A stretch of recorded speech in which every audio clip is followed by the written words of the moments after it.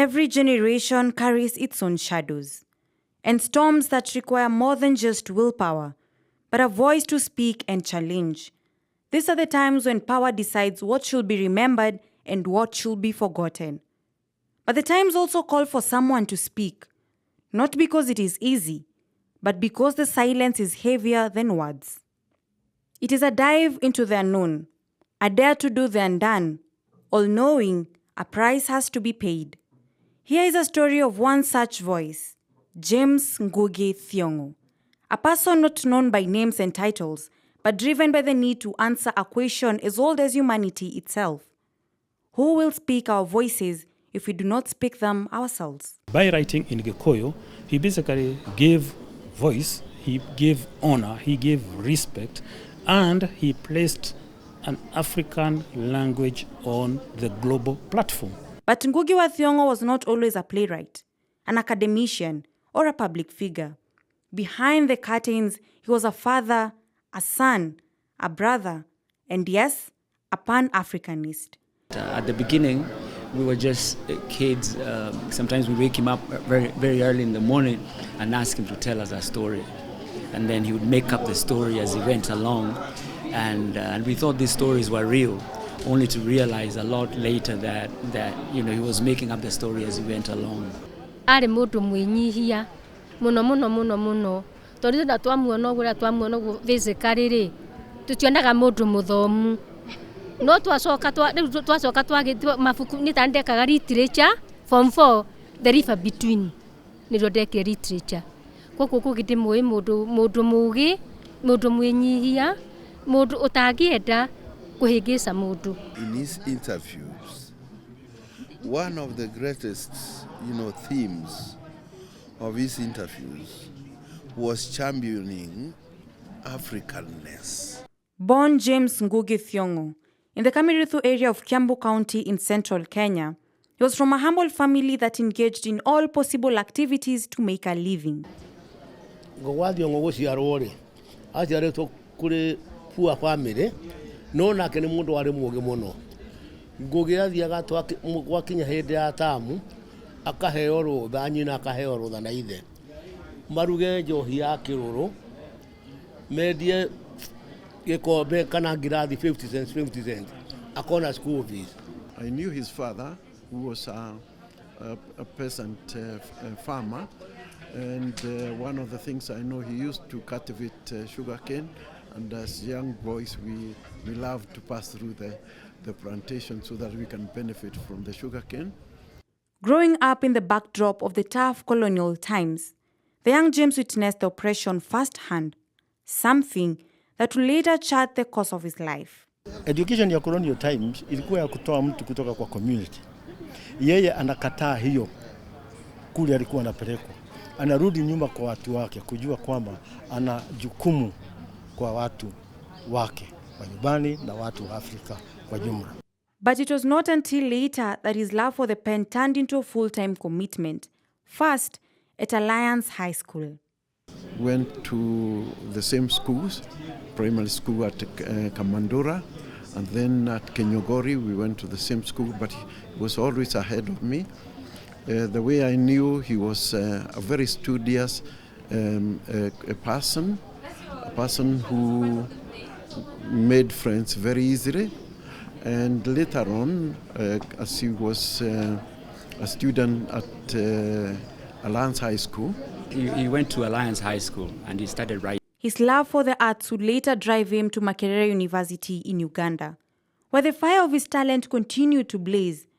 It was here that the floodgates of imagination finally opened, and he wrote his first major works of Weep Not Child, The River Between, and the powerful play The Black Hermit, which was played at the country's celebration of independence in 1962. Father. Son. Yes, Father. Your brother's wife is not your wife. He was married to his first wife Nyambura in 1961, having met her while studying at Makerere. He later met his second wife Njeri in 1989 while living in the United States. From his two marriages, Ngugi was blessed with 9 children. 4 of them, T, Mukoma, Ndishu, and Wanjiku Ngugi followed his footsteps to also become renowned writers. You would ask us how the title, especially the titles of his books, you'd say, you'd have a couple of titles he was playing around with, and you'd ask you he would read all the titles that he was contemplating, and then you'd ask which one sounds better. Of course, eventually you choose the title he wants. Later on in life, when we all became writers also, I'd read some of his pieces and he would read some of our pieces and give comments. But eventually, he would write what he wants to write, and eventually we would write what we want. After his studies at Makerere University, he came back to the country to find the colonial flags gone, but the air smelled all too familiar. The faces of the new rulers were nothing different from those of the colonialists, and the smiles they offered just as hollow as those of the old masters. The ambitious scholar quickly picked up the fight, first helping to found the Department of Literature at the University of Nairobi, Kenya's premier institution of higher learning, and then as a gesture of his staunch belief in African heritage, set aside his baptismal name. He used to be called James Thiong'O. So he changed officially to Ngugi wa Thiong'o. Because this acquisition of European names is a kind of deficiency. Having rebranded himself for the new task, Ngugi wa Thiong'o went on to turn Kamirithu village into a pool of talent, a hub of imaginations, and an amplification of the voices that required to be heard. Here, he staged plays including Gahika Deda, I Will Marry When I Want, a play that critiqued the exploitation and hypocrisy in post-independent Kenya.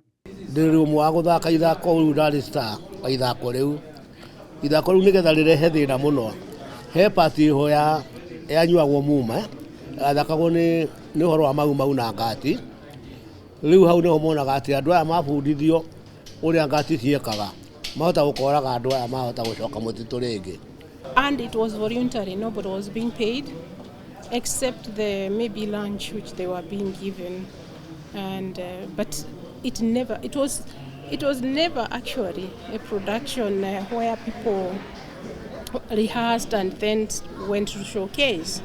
It was rehearsals throughout, rehearsals which were full house. Rĩaragĩrĩrio mũtũrĩre wa airĩtu a hĩndĩ ĩyo ya tene, tondũ na ngĩthaka rĩ nĩndĩrauga niĩ ndatuĩkire ndungata ya mũciĩ witũ, no anake nĩmathomithagio airĩtu matiekaga atĩa, airĩtu matiathomithagio, koguo nĩ handutaga ũrĩa airĩtu macokagio na thutha gĩtiribũ kĩu, ciana cianake boy child ĩkambarario. Together with Ngugi wa Miri, he continued to push for change and appreciation of African cultures and languages.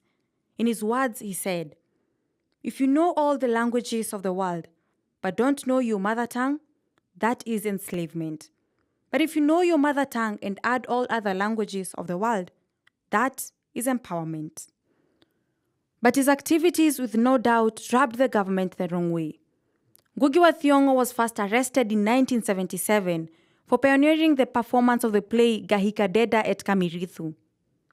During his detention, the cultural center was demolished and turned into a polytechnic. He was later released on presidential pardon on December 1978 by the then head of state, President Daniel Moi. And it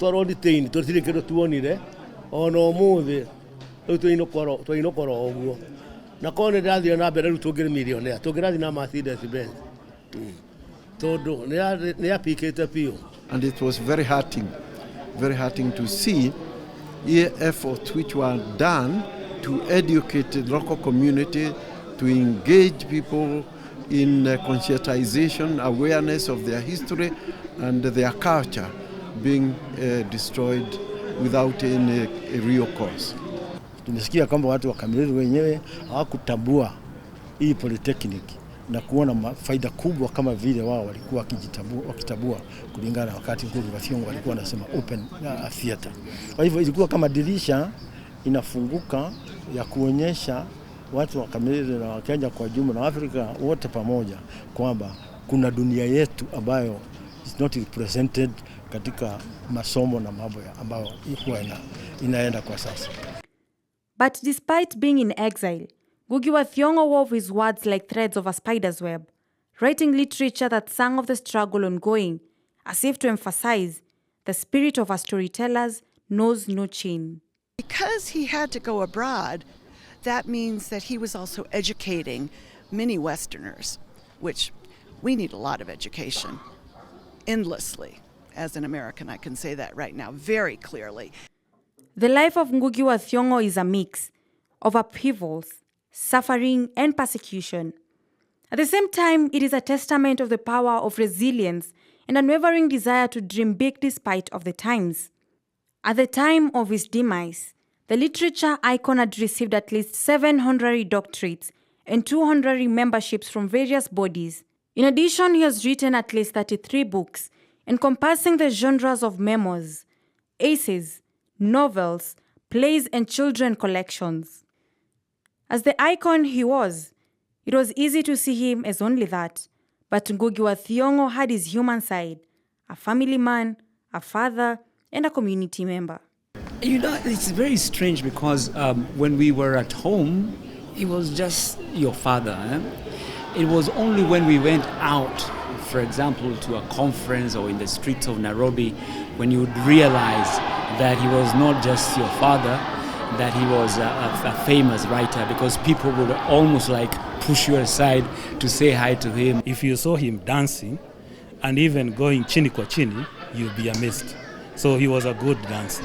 In the course of work, we became friends, and I even went to his Kamerevo home at one time and shared some routine with him, so he was a friend.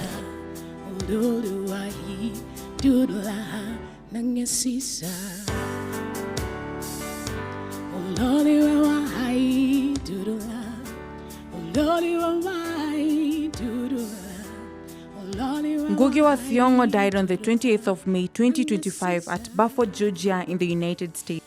Before then, the icon had requested to be laid to rest at the place of his death, something the family stuck to.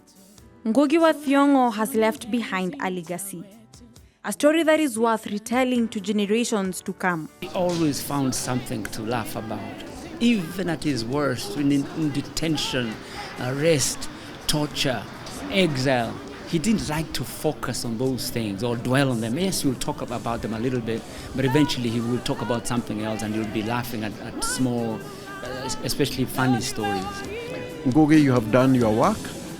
You have opened new horizons for us to fight for justice, to have a voice, and you have enhanced our language. Also, that in every era, the powerful will always try to be the writers of the final chapter, to ensure that theirs is the only tale that abides. Yet history is told by those who refuse to be silenced. As he rightly puts it, the final triumph of a system of domination is when the dominated start singing its virtues.